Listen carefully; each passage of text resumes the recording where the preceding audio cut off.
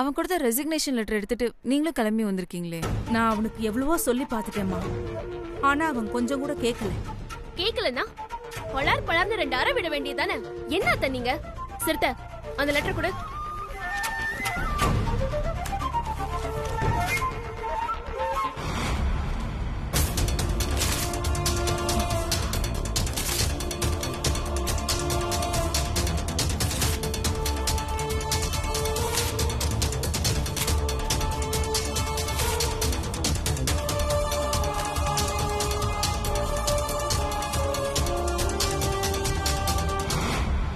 அத்தை, நீங்களும் சிறுத்தையும் அவசரமா ஊருக்கு போக வேண்டியதா ஆயிடுச்சு. அதனால வேற வழி இல்லாம நான் சித்துவ கவனிச்சுக்க அவன் கூட தங்குனேன். இந்த உண்மைய என் அப்பாவும் அம்மாவும் எப்பவோ புரிஞ்சுக்கிட்டாங்க. இன்னும் சொல்ல போனா அவங்களுக்கு புரிய வச்சதே சித்து தானே. அப்புறம் ஏன் அத்தை அவன் இந்த மாதிரி குழப்பமா யோசிச்சுட்டு இருக்கான்? அவன்கிட்ட நான் சொன்னேன்னு சொல்லுங்க அத்தை. நாளைக்கு ஒரு நாள் தான் அவனுக்கு டைம். நாளைக்கு நல்லா ரெஸ்ட் எடுத்துட்டு நாளான்னைக்கு எப்பவும் போல அவன் ஆபீஸ்க்கு கிளம்பி வர சொல்லுங்க அத்தை. வரலன்னா நானே அவனை தேடி வந்து இங்க இழுத்துட்டு வந்துருவேன்னு சொல்லுங்க. அப்படி சொல்ல தென்றல்.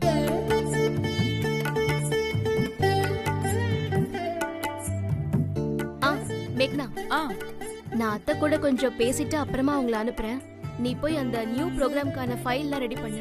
சிறுத்தை, நீயும் கூட போ. சரி வா, நீங்க பேசுங்க.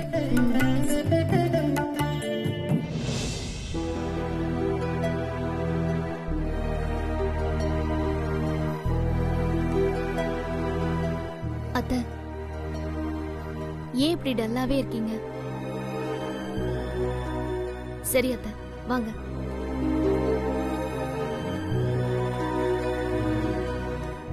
உட்காருங்க.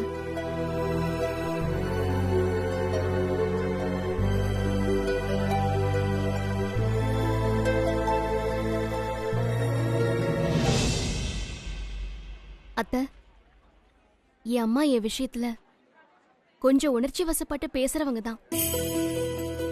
அதனால அடுத்தவங்க மனசு எப்படி காயப்படும்லாம் யோசிக்காம கண்ணா பின்னான்னு வார்த்தையை விட்டுருவாங்க. அவங்க எப்பவுமே அப்படிதான். மத்தபடி அவங்க ரொம்ப அப்பாவின்னு சித்துவுக்கு நல்லாவே தெரியுமே.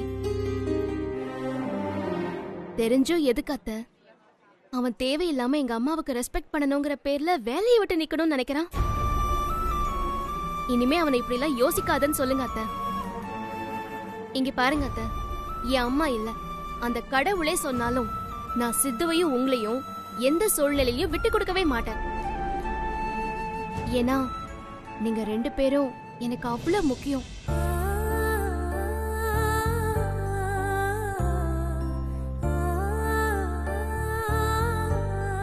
அத்தை, என்னாச்சு அத்தை? ஏன் கண் கலங்குறீங்க?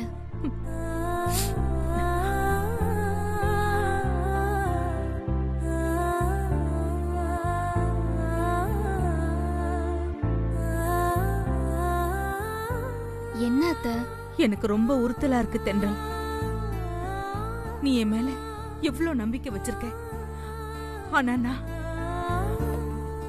உனக்கு நம்பிக்கை துரோகம் பண்ணிட்டேன் தென்றல். அத்தை, என்ன சொல்றீங்க நீங்க? நீங்க எனக்கு நம்பிக்கை துரோகம் பண்ணிட்டீங்க? ஆமா, அன்னைக்கு உங்க அம்மா சொன்ன மாதிரி நான் ஊருக்கெல்லாம் போகல தென்றல்.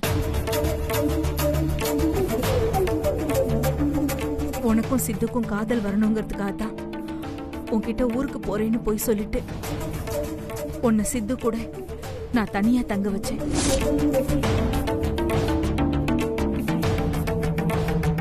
அதுக்கப்புறம் உங்க அம்மா சொன்ன மாதிரி நான் பக்கத்துல ஒரு ஹோட்டல்ல தாமா தங்கியிருந்தேன்.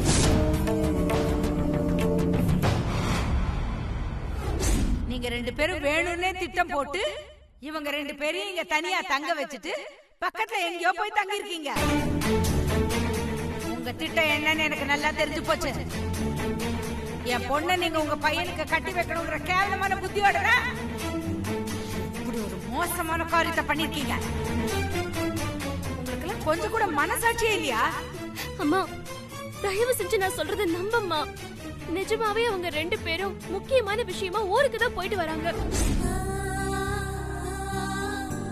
நான் இப்படி ஒரு எண்ணத்தோட தான் உன்னை சித்துவோட தனியா தங்க வச்சேன்னு உங்க அம்மா கரெக்டா கண்டுபிடிச்சிட்டாங்க.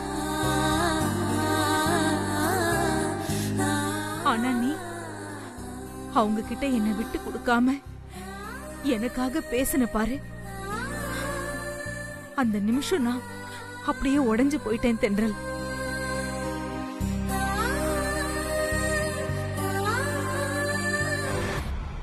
தென்றல், என்ன மன்னிச்சிரு தென்றல். ஐயோ அத்தை, என்ன அத்தை நீங்க? மன்னிப்பு கேக்குற அளவுக்கு நீங்க என்ன தப்பு பண்ணிட்டீங்க? உங்க பையனுக்கு என் மேல வெறுப்பு இருந்துச்சு. அதனால ஒரு அம்மாவா உங்க பையனோட ஆசையை நிறைவேற்றி வைக்கணும்னு நினைச்சு நீங்க இப்படி ஒரு மிஸ்டேக் பண்ணிட்டீங்க. அவ்வளவுதானே? மத்தபடி நீங்க மன்னிப்பு கேக்குற அளவுக்கு பெரிய தப்பெல்லாம் கிடையாது. தென்றல், அப்படின்னா உனக்கு என் மேல இப்பவும் கோவம் வரலையா? எப்படி அத்தை கோவம் வரும்? நீங்க என் வாழ்க்கையை காப்பாத்துன தெய்வம் அத்தை. உங்க பையன் சித்து என் உயிரை காப்பாத்துன கடவுள். உங்க 2 பேரையும் எந்த ஒரு சூழ்நிலையிலும் நான் தப்பா யோசிக்கவும் மாட்டேன், உங்ககிட்ட கோவப்படவும் மாட்டேன். இப்ப சொல்றேன் தென்றல், இனி உனக்கா என் பையன் மேல விருப்பம் வந்தா வரட்டும். மத்தபடி நானும் என் பையனும் எந்த வகையிலயும் உன்னை கட்டாயப்படுத்த மாட்டோம்.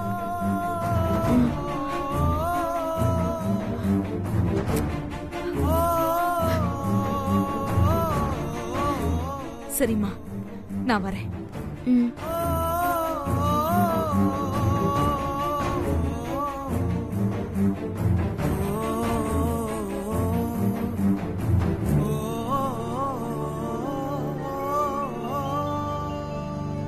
அத்தை,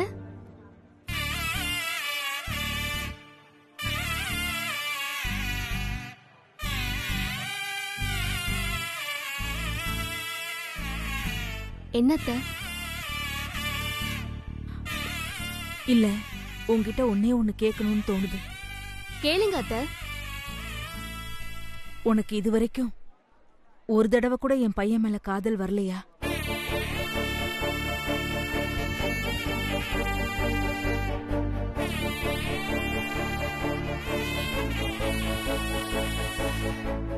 இல்ல அத்தை.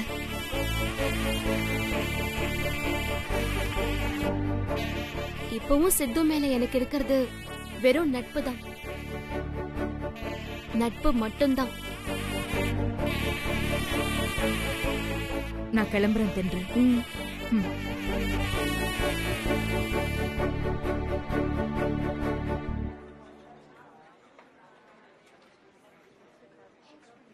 சாரி அத்தை, நீங்க திடீர்னு இப்படி கேட்பீங்கன்னு நான் எதிர்பார்க்கல.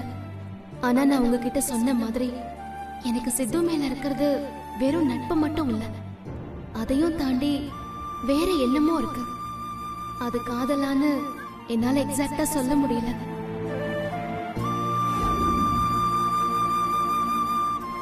ஒருவேளை எனக்கு சித்து மேல இருக்கிறது நட்பு இல்ல காதல் தான் என்னைக்காவது தோணுச்சுன்னா அப்ப நான் கண்டிப்பா சித்து கிட்ட இந்த விஷயத்த சொல்லுவேன். ஆனா அதுக்கு முன்னாடி உங்ககிட்ட சொல்லுவேன் அத்தை.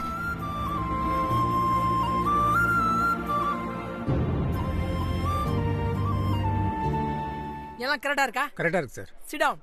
நம்ம இருக்கும்போது இந்த ஆபீஸ்ல எல்லாம் கரெக்டா தான் இருக்கும். என்னடா எல்லாம் ரெடி பண்ணிட்டியா? ஏய், அத நான் கேட்கணும். எல்லாத்தையும் ரெடி பண்ணிட்டியா? மண்டே, உன்ன மாதிரி என்ன நினைச்சியா? ஆக மொத்தத்துல வேலையை பார்க்க மாட்டல. இந்தா எல்லாம் ரெடி ஆயிடுச்சு பாரு. வாழ்க்கையிலேயே இப்பதான் உருப்படியா ஒண்ணு பண்ணிருக்கேன். அத அப்படியே தென்றல் கிட்ட சொல்லிரு. நல்லா இருக்கு. தென்றல்,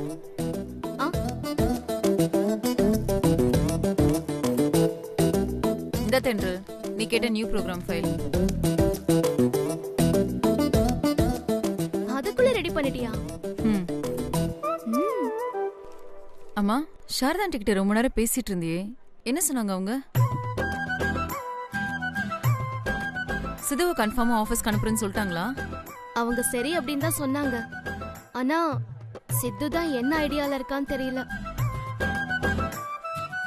ஆனா நாளைக்கு அவன் ஆபீஸ்க்கு வரலனா நான் சாரதா அத்தை கிட்ட சொன்ன மாதிரி நானே தேடி போய் அவனை இங்க இழுத்துட்டு வந்துருவேன். அத செய் முதல்ல, அப்பதான் அந்த பக்கி ஒழுங்கா ஆபீஸ்க்கு வரும். ஏய், ஆகப்பா.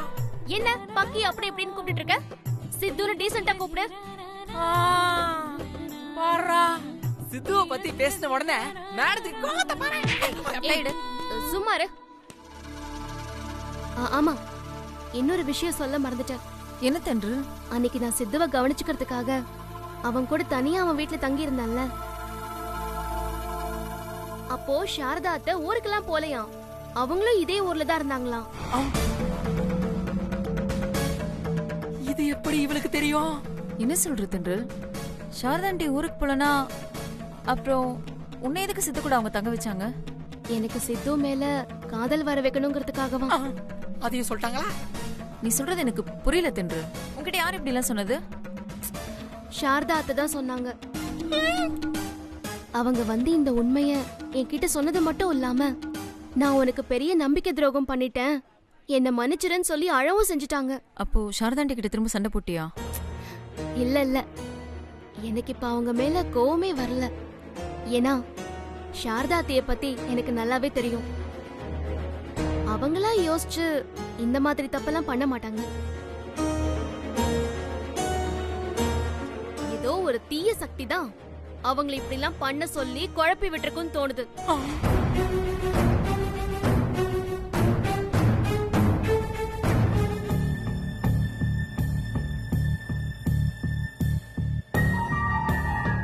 அந்த தீய சக்தி மட்டும் யாருன்னு தெரியட்டும், அப்புறம் இருக்கு அதுக்கு.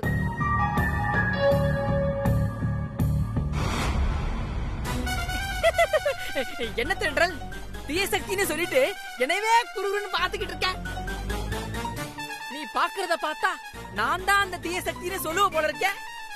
ஓஹோ, எனக்கு இவ்ளோ நேரம் அந்த டவுட்டே வரல. ஆனா இப்ப திருடனுக்கு தேள் கொட்டின மாதிரி நீ திருத்திறன் முழிக்கிறத பார்த்தா நீதான் அந்த தீய சக்தின்னு எனக்கு கன்ஃபார்மே ஆயிடுச்சு.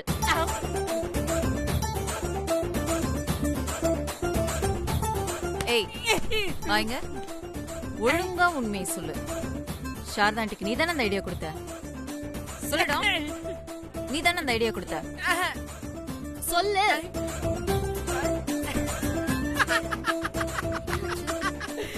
உங்க ரெண்டு பேருக்கும் என்னைய பத்தி தப்பு தப்பா சொல்றதே வேலையா போச்சு. சொல்லு உண்மையா, நீ தானே ஐடியா கொடுத்த? நான் தான் கொடுத்தேன். உன்ன என்ன பண்றேன்னு பாரு. போடு, நல்லா போடு, வேகமா, போடு.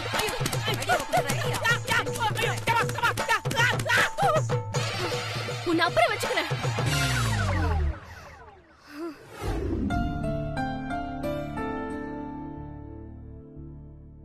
இந்தா சிது, சாப்பிடு.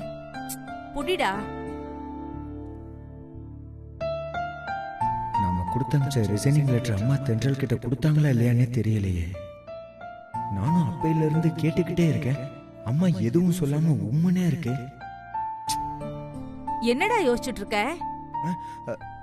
சாப்பிடு, தோசை சூடு ஆறிட போகுது. அது ஆறுனா ஆறிட்டு போதுமா? முதல்ல எனக்கு பதில் சொல்லு. நீ ஆபீஸுக்கு போனியா? அந்த ரிசைனிங் லெட்டரை தென்றல்கிட்ட கொடுத்தியா? அது அவங்க வாங்கிட்டாங்களா? என்னாச்சு, ஏதாவது சொல்லுங்களேன். முதல்ல நீ சாப்பிடு, நான் அப்புறம் சொல்றேன். அம்மா, இதுக்கு மேல எப்போ? இப்பவே சொல்ல. எனக்கு ஒரே டென்ஷனா இருக்கு. என்ன டென்ஷன்? அதெல்லாம் உனக்கு சொன்னா புரியாது. நான் கேக்குறதுக்கு பதில் சொல்லு. அந்த ரிசைனிங் லெட்டரை தென்றல்கிட்ட கொடுத்தீங்களா இல்லையா? மா ப்ளீஸ் மா, கொடுத்தீங்களா இல்லையா? கொடுத்துட்டேன். என்னது, கொடுத்துட்டீங்களா? ஆமாண்டா, நீ தானே கொடுக்க சொன்ன. நான் தான் கொடுக்க சொன்னேன். அதனால நீங்களும் போய் கொடுத்துட்டீங்களா? ஆமா, கொடுத்துட்டேன். அது என்னோட ரிசைனிங் லெட்டர்னு சொல்லி தானே கொடுத்தீங்க? ஆமா. ஆமாவா? என்னோட ரிசைன் லெட்டர்னு தெரிஞ்சும் தென்றல் அதை சாதாரணமா வாங்கிட்டாங்களா? தென்றல் ஏன் வாங்குறா? நான் என்ன அவகிட்டே அந்த லெட்டரை கொடுத்தேன்? அப்ப வேற யார்கிட்ட கொடுத்தீங்க? மேக்னா கிட்ட கொடுத்தேன். என்னது, மேக்னாட்டவா? அவள்கிட்ட ஏமா கொடுத்தீங்க? நான் அந்த லெட்டரை தென்றல்கிட்ட கொடுத்து மேனேஜர்கிட்ட கொடுக்க சொன்னேன்ல. அதை எதுக்குடா தென்றல் கிட்ட கொடுத்து அதுக்கப்புறம் மேனேஜர் கிட்ட கொடுக்கணும்? அதான் நான் ஸ்ட்ரெயிட்டா மேனேஜர் கிட்டயே கொடுத்துடலான்னு மேக்னா கிட்ட மேனேஜர் எங்கன்னு கேட்டேன். இப்ப உங்க மேனேஜர் ஆபீஸ்க்கே வர்றது இல்லையாமே. அவரு போஸ்டிங்க மேக்னா தான் இன்சார்ஜ் எடுத்துக்கிறதா சொன்னா. அதான் நான் மேக்னா கிட்டே லெட்டர் கொடுத்துட்டேன். அப்போ நான் ரிசைனிங் லெட்டர் கொடுத்தது இன்னும் தென்றலுக்கு தெரியவே தெரியாதா? ஏன் தெரியாது? நல்லாவே தெரியுமே. ஏமா குழப்புறீங்க? அந்த லெட்டரை மேக்னாட்ட தான் கொடுத்தேன்னு சொல்றீங்க. அப்புறம் எப்படி அது தென்றலுக்கும் தெரியும்னு சொல்றீங்க? இது என்னடா கேள்வி? தென்றலும் அதே ஆபீஸ்ல தானே ஒர்க் பண்றா. இன்னும் சொல்ல போனா நான் அந்த லெட்டரை மேக்னா கிட்ட கொடுக்கும்போது தென்றலும் பக்கத்துல தான் நின்னுட்டு இருந்தா. அப்படியா? ஆமாண்டா. தென்றல் அந்த லெட்டரை மேக்னா கிட்ட இருந்து வாங்கி ஒரு தடவை நல்லா படிச்சு கூட பார்த்தா. நிஜமாவா? ம். படிச்சு பார்த்துட்டாங்களா? ம். அம்மா, அதுக்கப்புறம் அந்த லெட்டர் சம்பந்தமா தென்றல் உங்ககிட்ட எதுவுமே கேட்கலையா? கேட்டா. என்ன கேட்டாங்க? என்ன ஆச்சு, எதுக்கு திடீர்னு சித்து ஜாப் ரிசைன் பண்றான்னு கேட்டா. அவனுக்கு ஒர்க் பண்ண இன்ட்ரெஸ்ட் இல்லைன்னு சொல்லிட்டான்னு சொன்னேன். அதுக்கு அவ அப்படியா, பரவாயில்ல, அது அவன் இஷ்டம்னு கேஷுவலா சொல்லிட்டு போயிட்டா. என்னது, கேஷுவலா போயிட்டாங்களா? அப்ப தென்றலுக்கு என் மேல துளி கூட லவ்வே இல்லையா?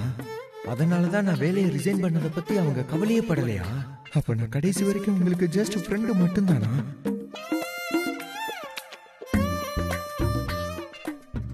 என்னடா யோசிக்கிற? அதெல்லாம் ஒண்ணு இல்லையே. திருடா, யார்கிட்ட நடிக்கிற? உன்னோட ரிசைனிங் லெட்டர் பார்த்ததும் தென்றல் உடனே அடிச்சு புடிச்சிட்டு இங்க ஓடி வந்திருந்தா அவ உன்னை லவ் பண்றதா அர்த்தம். இல்லன்னா அவ உன்னை வெறும் ஃப்ரெண்டா மட்டும்தான் நினைக்கிறான்னு அர்த்தம். இத தெரிஞ்சுக்க தானே நீ இப்படி ஒரு ரிசைன் லெட்டர் கொடுத்த.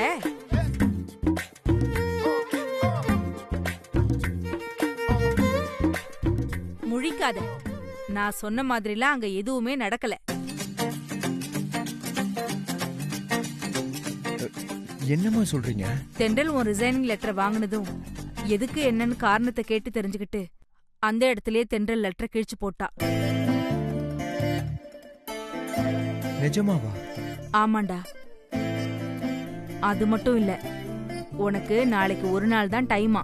அதுக்கு அடுத்த நாள் நீ ஆபீஸ்க்கு வந்தே ஆகணுமா. அப்படி நீயா வரலனா அவளே உன்னை வந்து ஆபீஸ்க்கு இழுத்துட்டு போயிடுவாளாம்.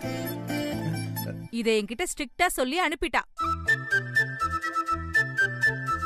இப்ப நான் இதை எப்படி புரிஞ்சுக்கிறது? என் ரிசைனிங் லெட்டரை பார்த்ததும் தென்றல் ஹெவியா ஷாக் ஆயிருந்தாங்கன்னா அவங்களுக்கு என் மேல கொஞ்சமாவது காதல் இருக்கு.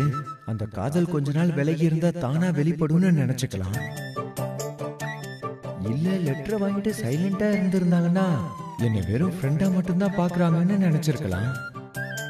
இந்த ரெண்டும் இல்லாம அவங்க மூணாவது லெட்டரை வாங்கி கிழிச்சு போட்டுட்டு என்ன ஆபீஸ்க்கு வர சொல்லிருக்காங்கன்னா என்ன அர்த்தம்? தென்றல் என் மேல வச்சிருக்கிறது காதலா இல்ல வெறும் நட்பா? இப்ப நீ என்ன யோசிக்கிறேன்னு நான் சொல்லட்டுமா? நான் என்ன யோசிக்கிறேன்? அதெல்லாம் ஒண்ணும் யோசிக்கலையே. போதும்டா நடிச்சது. தென்றலுக்கு இப்போ உன் மேல இருக்கிறது காதலா இல்ல வெறும் நட்பான்னு யோசிக்கிற, கரெக்டா?